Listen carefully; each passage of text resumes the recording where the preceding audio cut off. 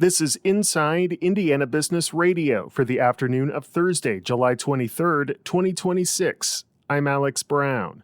A $30 million federal grant awarded to the Bloch Quantum Tech Hub is expected to benefit companies and higher ed institutions in Indiana. Matt Wells, Chief Engagement Officer at Purdue University Northwest, says a subgrant will go to the university's Roberts Impact Lab in Hammond for the development of a quantum sensing testbed. Quantum sensing is probably the closest to large-scale commercial scalability and utility.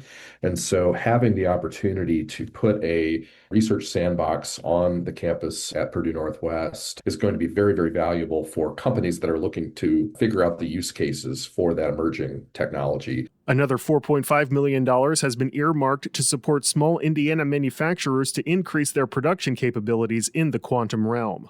Indiana has received a total of $9.1 million in federal grant funding to expand apprenticeship programs around the state. Governor Mike Braun's office said $4 million will go to the state apprenticeship expansion formula for apprenticeships in the advanced manufacturing sector. The other $5.1 million comes in the form of a one-time restart grant to help formerly incarcerated adults find employment, training, and registered apprenticeship opportunities in high-demand industries. AgriNovus Indiana has unveiled the 12 startups that will participate in the second annual Velocity Accelerator program, which seeks to address challenges facing the food and ag bioscience economy. The 5-month program features entrepreneurs in 3 categories competing for a share of $75,000 in cash prizes for their tech-based solutions to real-world problems. You can view the list of participants at InsideIndianaBusiness.com. From the number one source for Indiana business news, this is Inside Indiana Business Radio. West Central Indiana is essential to Indiana's future.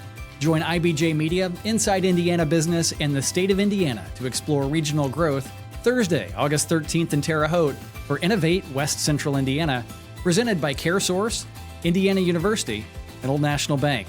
Featuring Governor Mike Braun and business and community leaders, join us at the Indiana State University Holman Center Thursday, August 13th in Terre Haute. RSVP now at ibj.com/innovate. A team of University of Notre Dame researchers is helping develop a wearable monitoring system that could change how doctors assess fetal health during labor and delivery. Led by Carnegie Mellon University and funded by the Advanced Research Projects Agency for Health, the project aims to improve the detection of fetal hypoxia, a condition where a baby does not receive enough oxygen, by replacing current heart rate monitoring methods with real-time measurements of oxygen delivery and the baby's ability to respond to stress. Notre Dame professor Thomas O'Sullivan. The heart rate monitor that they put on mom to measure the baby's heart rate, that's really their main piece of information that they have to assess, non-invasively at least, if the baby is in distress or not. And the problem with that technology is that there's a lot of false positives. And that's what's lead to delivering the baby early, rushing to an emergency C-section, which all lead to these, complicating factors and poor outcomes. And so big picture, we're trying to create a technology that does better than that. That's the whole purpose around this kind of lofty project is, can we bring in different technologies, new technologies that are more effective at monitoring, baby during labor and delivery. He said the team aims to have a product developed and moving through the FDA approval process within 4 years.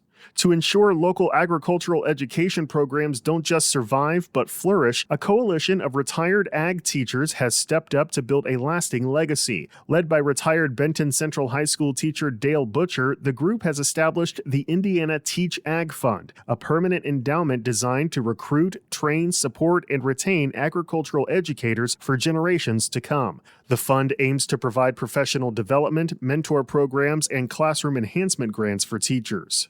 The CEO of Munster-based Finward Bancorp, the parent of People's Bank, said the bank's planned acquisition by Cincinnati-based First Financial Bancorp is the right fit for the more than century-old institution. Ben Buknowski said the deal will allow the bank to grow its services in the region. There's a lot of customers that we've wanted to serve over the years that we couldn't because we just weren't big enough. We didn't have the tools. We didn't have the legal lending limit.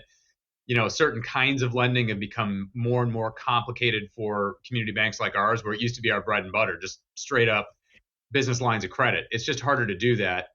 Well, to be in that kind of sweet spot where you're that $4 billion bank, where you really are this community bank focused, regionally on the Chicagoland, Northwest Indiana region, but also have the backing of a much larger bank, that's a really great value proposition in my mind. The $208 million acquisition is expected to close in the fourth quarter. Lucas Oil Stadium General Manager Eric Newberger is this week's guest on the Business and Beyond podcast with Gary Dick, presented by PNC. A weekly conversation with high-profile Hoosiers in business, sports, and entertainment, and beyond. Available now on the IBJ Media app or your favorite podcast provider. I'm Alex Braun for Inside Indiana Business Radio on Demand.